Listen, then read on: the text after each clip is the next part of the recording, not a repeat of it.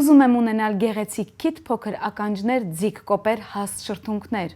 Հիշիր, դու գեղեցիկ ես, քեզ ուղղակի անհրաժեշտ է ճիշտ բժիշկ։ Ողջույն, եթերում առողջ գեղեցկություն հաղորդումն է, ձեզ հետ ես եմ, Սիրանուշ Լազյան։ Բժիշկ, ով վերջերս Դուբայում ստացավ շատ կարևոր մրցանակ։ Ինչի համար, նախ սկսենք պարզաբանել։ Դա միջազգային մրցանակ էր, հրավիրել էին նոյեմբեր ամսին էր, ռուսերեն որ ասեմ կլինի ավելի հեշտ կլիներ, ինձ հիշել, վերհիշել չեմ թարգմանի։ Номер 1 специалист по изменению внешности методом ринոպլաստիկի։ Այսինքն ռինոպլաստիկայի մեթոդով արտաքինը փոխելու մասին էր, որ ստացա ես, քանի որ մենք գիտենք, որ արտաքինը փոխելու համար շատ մեթոդներ կան, թե ռինոպլաստիկան դրանցից մեկն է, որը որ դեմքը բավականին լավ փոխում է։ Այդ մրցանակի աշխատության ժամանակ ստացա ես, հրավիրել էին Ամրանը մասնակցելու։ Ժամանակի հետ կապված մինչև նոյեմբերի 9-ը չէի պատասխանում, չէր ստացվում։ Ինչու՞։ Խիտ էր գրաֆիկը, չէի կարողանում հարմարացնել պատասխանել, բայց ասացի, որ 12-ին այդտեղ կգտնեմ, 12-ին թվա մասնակցեցի։ Վերցրեցիք մրցանակը եւ հպարտորեն վերադարձաք հայրենիք, փաստորեն։ Շնորհավորում եմ։ Շնորհակալություն։ Նմանատիպ մրցանակները խոսում են նաև բժշկի որակավորման մասին։ Երևի։ Հաստատ։ Բժիշկ, ուզում եմ խոսել այսօր շատ տարածված թեմայից։ Այս միջամտությունը հիմնականում ռինոպլաստիկայում է հանդիպում, երբ կրկնակի վիրահատության խնդիր է լինում։ Ինչու է այդպես ստացվում։ Ինչն է պատճառը կրկնակի վիրահատության։ Դա շատ ակտուալ հարց է, շատ մեզ դիմում են շատ հաճախ կրկնակի վիրահատությունների համար ու մեծ մասը տարօրինակ չէ հենց Հայաստանից։ Դրա պատճառները բազմազան են, սկսած նրանից, թե պացիենտը բժիշկի հետ հասկացել են իրար, վերջացած նրանից, որ պացիենտը չի պահպանել խորհուրդները բժիշկի մինչև վերջ, կամ վիրահատության ընթացքում ինչ-որ մի էտապ դուրս է եկել կոնտրոլից, կամ որը որ վիրահատության ժամանակ թվացել է նորմալ, բայց մեթոդը կարելի էր փոխել, այսինքն մեթոդը վիրահատության ժամանակ իրան արդարացրել է, բայց դալգասրոչնի մի տարվա ռեզուլտատ, երկու տարվա ռեզուլտատի համար ինքը ստաբիլ չէր, որովհետև հավատացեք ոչ մի բժիշկ չի մտնում վիրահատության, որպեսզի ստանա նորմալ արդյունք։ Բոլորը մտնում են իդեալական արդյունքի հետևից, բոլորը։ Ու ոչ մի բժիշկ չի պատրաստ չի նորմալ արդյունքով դուրս գա իմանալով, հետեւաբար բոլորն էլ համապատասխանաբար ստանում են իդեալական արդյունք, նոր են դուրս գալիս։ Եթե մեթոդը չի եղել, պացիենտը չի լսել բժիշկին կամ իրար չեն հասկացել, ճաշակի հարցազուտ, պացիենտը ուզել է մի բան, չի ասել կամ բժիշկն է հասկացել ուրիշ ձև, դրա համար ամենաճիշտը կոնսուլտացիան է, որի ժամանակ 100%-անոց ազնվություն պետք է լինի պացիենտի կողմից ու բժիշկի կողմից, ու դա մի էտապ է, որ բոլոր պացիենտները պետք է հասկանան։ Պացիենտը պատասխանատվություն է կրում իր կատարած որոշման համար, որ ինքը որոշել է տվյալ բժիշկի մոտանի վիրահատությունը, իսկ բժիշկը պատասխանատվություն է կրում իր արած մակարդակի, վիրահատության մակարդակի կվալիֆիկացիայի պահով, որ ամեն ինչ արել է, պրոտոկոլն է, պրայլն է։ Այդ ամենակարևոր բանն է, որ պետք է երկու կողմանի է դա։ Դուք ունեցել եք բուժառու, երբ հրաժարվել եք վիրահատությունից։ Ինչու։ Տարբեր դեպքերով եղել են, որ հենց ես տեսնում եմ, որ վստահության ու հարգանքի շեմը չի համապատասխանում իրանց սպասելիքներին, մերժում եմ։ Կամ փսիխոէմոցիոնալ ֆոնը, որ բոլոր կոնսուլտացիաների ժամանակ մենք գնահատում ենք պարալել վիրահատությունից առաջ կոնսուլտացիա անելուց, կոնսուլտացիայի օրը առանձին լինում, վիրահատության օրն են կոնսուլտացիա անում, էլի շփվում ենք, այդ ժամանակ ես ինքս գնահատում եմ պացիենտի պատրաստակամությունը վիրահատությանը, իր փսիխոէմոցիոնալ ֆոնը։ Եղել է, որ վիրահատության սեղանից եմ բարձրացել պացիենտին, ու դրա վերջում իրանք միշտ շնորհակալ են եղել ինձ։ Այսինքն իմ որոշումը չի եղել սխալ։ Չի եղել, որ ես մերժել եմ, իրանք նեղացած գնացել են։ Չեք անում վիրահատությունը, որը կգոհացնի միայն բուժառուին եւ չի համապատասխանի ձեր որակավորմանը այս դեպքում, այսպես մեկնաբանեմ։ Այդ տիպի զապրոցներ ենք ունեցել, որ ունեցել են կոնկրետ ցանկություն, որ էսթետիկայի նորմերից դուրս են։ Իհարկե դա էլ է, այդ մի պատճառներից մեկը կարելի է համարել։ Կամ возвышенное ожидание, այսինքն բան չկա, ցուցումները չկա, արտաքին ամեն ինչ օքեյ է, բան ուզում եմ մի քիչ փոխի, բայց դրա կարիքը սկի չկա կամ ցանկություն չկա, ես չեմ համարում, որ բժշկությունը ագրեսիվնի մարքեթինգի, չնայած հիմա այդ ուղղությամբ է գնում ամբողջ բժշկությունը, պլաստիկ վիրաբուժությունը իր հերթին, բայց ագրեսիվնի մարքեթինգի դաշտ է։ Լեոն Ստուչի բժշկությունը մնա բժշկություն։ Շատ դեպքերում, կարելի ասել հիմնական դեպքերում, այո, բուժառուի կամակորության հետևանք է կրկնակի վիրահատության անհրաժեշտությունը։ Եվ հետվիրահատական շրջանի, եւ նաեւ ցանկությունների հարցում։ Ինչպես վարվել բուժառուի հետ, ինչպես բացատրել, ինչպես գտնել այդ հոգեբանական խնդիրները։ Մեր հաղորդումը նաեւ նպատակ ունի խելացի բուժառու դարձնելու։ Ինչպես լուծենք այս հարցը, որն է ելքը։ Իմ առաջարկը հետևյալն է. յուրաքանչյուր պացիենտ պետք է գա բժիշկի մոտ, նախորոք իմանալով թե ում մոտ է գնում։ Մեկ, երկրորդն էլ իմանալով թե ինչ վիրահատության համար է գնում, այսինքն ինչ որ մի ինֆորմացիա հավաքելով, թե վիրահատությունը ինչ է, ինչ ռիսկեր ունի։ Շատ հաճախ եղել է, դա Հայաստանում է շատ հանդիպում, որ պացիենտները նորմալ ռեհաբիլիտացիոն ընթացքը չգիտեն, որ դա տենց է լինելու, այսինքն այդ ընթացքով է լինելու է ինչ որ отечный период и так далее, ու դա գնահատում են որպես ինչ որ էքստրեմի մի հատ կատաստրոֆիչի վիճակ, պատրաստ չեն, այսինքն չգիտեն վիրահատությունը ինչ է։ Դա գալիս է նրանց անպատրաստ լինելուց ու գալիս է իրանց չվստահելուց բժիշկին, որովհետև բժիշկը Լևոն Ստուչի խորհրդատվության ժամանակ ասում է, որ այդ էտապները լինելու են։ Նրանք չեն լսում, չեն ընդունում այդ ինֆորմացիան, այսինքն պացիենտներին խորհուրդ եմ տալիս մի քիչ ավելի խելամիտ ընդունեն, հասկանան, որ բժիշկին ընտրում են կոնսուլտացիայով, ոչ նկարով, ոչ ինչքան էլ հաճելի արտաքին ունենա բժիշկը, ինչքան էլ բժիշկը ունենա իր Instagram-ում շատ հետևորդներ։ Այո, կոնսուլտացիայով, մենակ կոնսուլտացիայով ու բժիշկի արտահայտած մտքերով։ Մեկ, երկրորդը հասկանալով, թե բժիշկի էսթետիկ հայացքը, ճաշակը համապատասխանում է իրանց ճաշակին, այն ինչ որ ինքը առաջարկում է, համապատասխանում է դրան, թե ոչ։ Այդտեղ է մաքսիմալ պետք է անկեղծ լինեն թե պացիենտը, թե բժիշկը իրար հետ ու այդ դեպքում ես օրինակ շատ հետաքրքիր դեպք պատմեմ, մի քիչ բանից դուրս կգանք։ Մոսկվայում կոնֆերենցիայի ժամանակ շատ նորմալ բանով էլի Ռիգալյաներով բժիշկ ունեինք Պիցերից։ Ինքը ներկայացրեց դեպք, որ պացիենտին ռեալ շատ ծանր դեպք էր, վիրահատել էր 12 անգամ։ Այդ էտապները, որ պացիենտը անցել էր այդ բժիշկի հետ, ամեն էտապը մի հատ ահավոր մի բան էր, էսթետիկ առումով ու պացիենտի փսիխոլոգիայի վրա, լյուբոյ մարդու փսիխոլոգիայի վրա կարող է ազդել, որովհետև բժիշկները դահլիճում նստած նայում են, ասում են, «Էս ի՞նչ է, ոնց է դիմացել այդ պացիենտը այդ էտապից մինչև մյուս էտապը անելուն, այն մյուսից մյուսը»։ Վերջում ինքը ստացել էր ռեալը նորմալ ռեզուլտատ։ Քթի պլաստիկա էր արել 12 էտապանի, կողաճարով, լաթերով, լոսկուտներով եւ այլն, այդ արանքի էտապները այդա է խոսում բժիշկի ու պացիենտի իդեալական իրար հավատալու, իրար հետ սատրудничествայի իդեալի մասին։ Այդ պացիենտը հավատում էր, վստահում էր ու բժիշկի հետ որոշեց այդ ճանապարհը անցնի։ Ձեռք բռնած ու անցան ու շատ լավ ռեզուլտատ էին ստացել։ Կրկնակի վիրահատությունների բարդությունների մասին եկեք խոսենք։ Կրկնակի վիրահատությունները իրանք համարվում են տեխնիկապես ու իրանց հետ վիրահատական ընթացքով տարբեր առաջնային վիրահատություններից, որովհետև նույն քթի պլաստիկայից սկսենք, հա։ Մենք ձեռք ենք բերում այնպիսի անատոմիա, որ ոչ թե ձեռք ենք բերում, այլ ստանում ենք ժառանգություն նախորդ բժիշկից։ Մենք չենք աշխատում այն անատոմիայի հետ, որ գիտենք գրականությունով ու տեսել ենք։ Մենք ստանում ենք, դրա համար դա մի քիչ իմպրովիզային է։ Հյուսվածքների առումից այնտեղ արդեն կան սպեակական հյուսվածքներ, որոնք որ իրանց նիկանտրալյուրումի աճի ու ռեհաբիլիտացիան ունեն։ Դրա հետ էլ աշխատելու ձև կա։ Փորձի հետ կապված բժիշկը արդեն հասկանում է, թե որ սպեական հյուսվածքի հետ ոնց աշխատի ու ոնց այդ սպիերը օգտագործի նաև։ Այսինքն որ ռեզուլտատի վրա բան լինեն։ Դրա համար պացիենտները պետք է ռեհաբիլիտացիոն ընթացքում շատ զգուշ լինեն ու միայն լսեն այն բժիշկին, ում որ վստահել են, որ այդ էտապը շատ լավ լինի, թե չէ բարդությունները ավելի նիկանտրալիրուի են երկրորդային վիրահատություններից հետո ու ավելի անկանխատեսելի չես կարողանա դու նախորոք իմանաս թե ինչ կարող լինի երկրորդային, երրորդային ռինոպլաստիկայից հետո։ Արդյոք կրկնակի վիրահատությունից հետո զգայունությունը քթի հեշտ է վերականգնվում, սա ուղղակի սովորական բուժառուի ամենաանհանգստացնող հարցն է։ Դա այնքան ինդիվիդուալ է, որ առաջնայինից հետո էլ կրկնակից հետո էլ վերականգնվելու է օրգանիզմից կախված։ Ճիշտ է, բժիշկի ձեռքը կապ ունի, ինչքան ինքը բերիժն է աշխատում, այնքան ավելի թեթև է վերականգնողություն process-ը, sense tendency էլի։ Դրա համար դա մեկը օրգանիզմի վերականգնողությունն է, երկրորդը насколько деликатно доктор работал, и всё։ Այդ երկու ֆակտորներից է կախված, թե ոնց է լինելու զգայունության հարցը։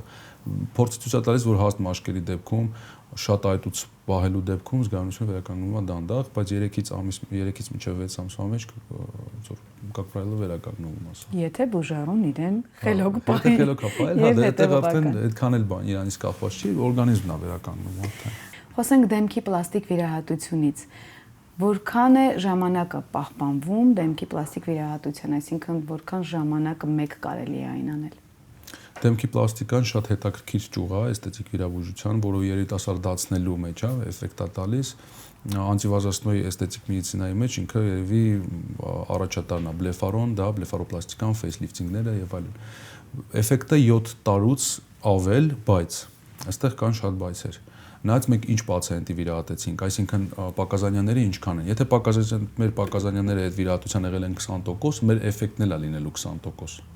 Եթե պակազանյաները շատ են, այսինքն երիտասարդ տարիքում գալիս են, ուզում են անեն ֆեյսլիֆտի։ Ֆեյսլիֆտը ինքը համարվում է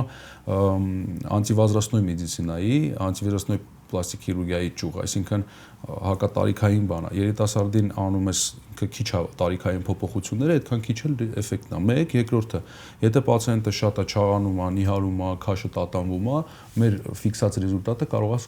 ավելի շուտ բան լինի, մաշկը փոխի իր։ Դրա մեջ գոյություն ունի ստրես ֆակտորը, քրոնիկ հիվանդություններ, ալկոհոլի չարաշահումը եւ այլն ոչ կանոնավորված կյանքը, որը որ մաշկի որակի վրա էլ են sense տենց արձդելու, իսկ ֆեյսլիֆտը մենք գիտենք, որ մաշկի ձգումն էլ իր դերը ունի։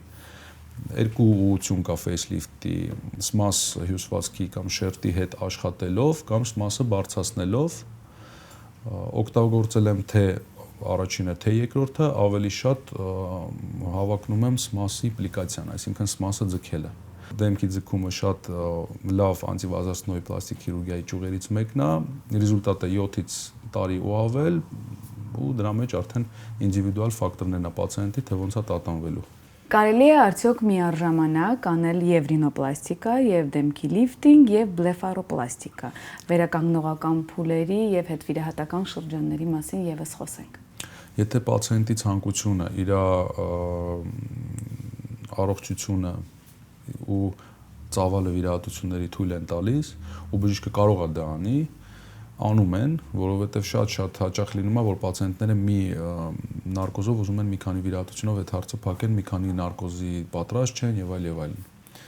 Կարելի է, բայց ես միշտ խորհուրդ եմ տալիս վիրահատությունները բաշխել 1-2 էտապի, եթե պացիենտը պատրաստ է, այսինքն քայլ առ քայլ գնալ այդ երիտասարդացման էտապներին, եթե պացիենտը պատրաստ է, զուտ ժամային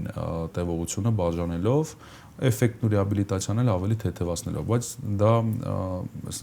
էլի ասեմ, հարաբերական բան է, հարաբերական մոտեցում է, զուտ պրոֆեսիոնալ գնահատական է, որը որ պացիենտի հետ ինդիվիդուալ քննարկվում է։ Եթե պացիենտը պատրաստ է, օքեյ, եթե պատրաստ չի ու առողջությունը թույլ է տալիս, ես էլ կարող եմ անեմ, դա կանեմ։ Հետվիրահատական շրջանում պացիենտի վարքագիծը, սա ամենահուզող հարցերից մեկն է եւ շատ կարեւոր հանգամանք է։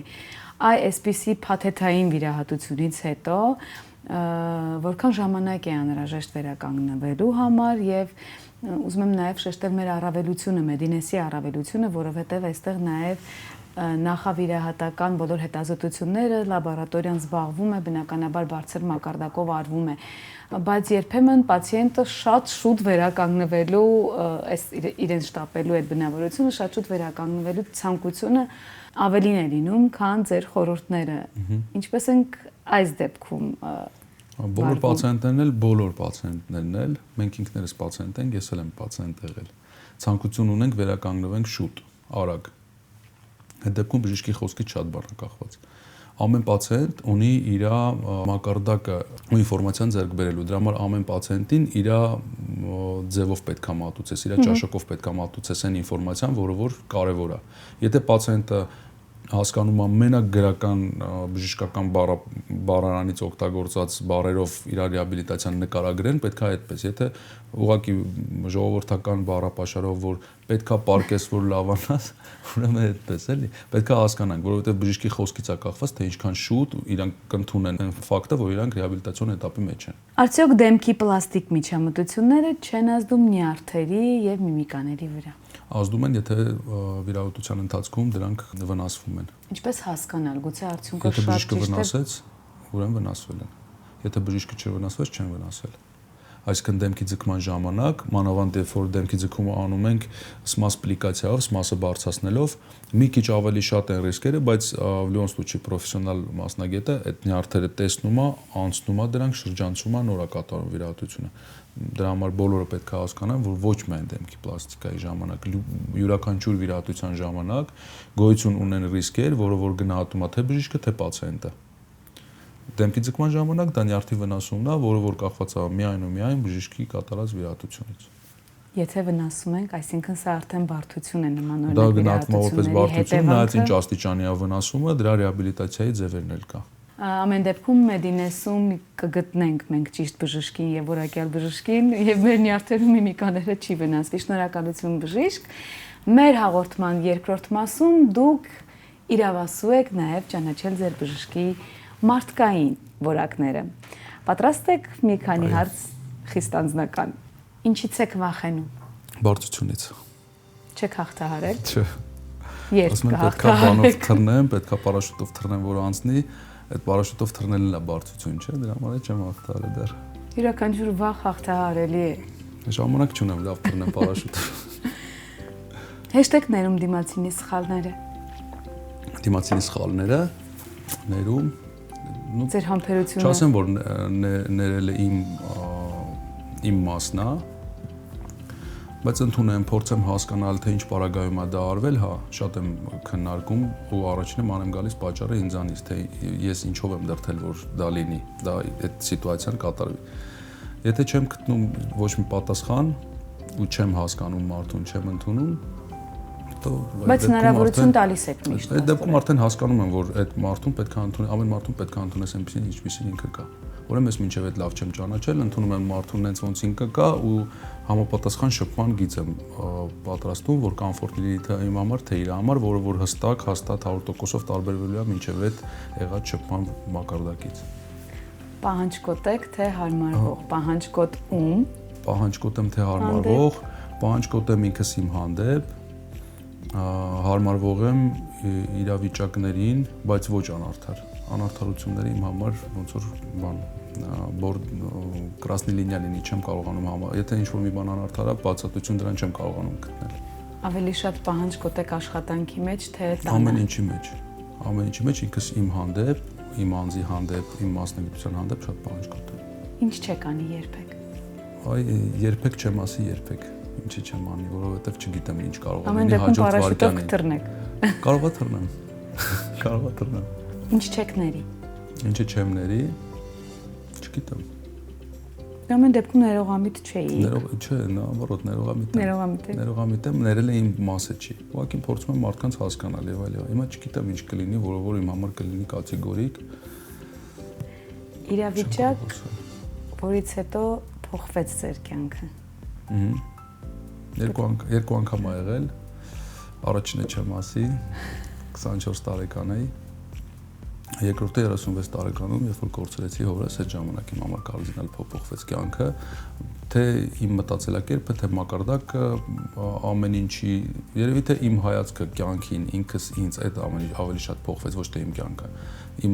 գնահատականը ամեն մի իրավիճակի, ինքս ինձ, մասնագիտությանս, ամեն սպեկտրների մեջ որտեղ որ ես ունեի ինչ-որ գնահատական, դրանք ամբողջությամբ կարդինալ փոխվեցին։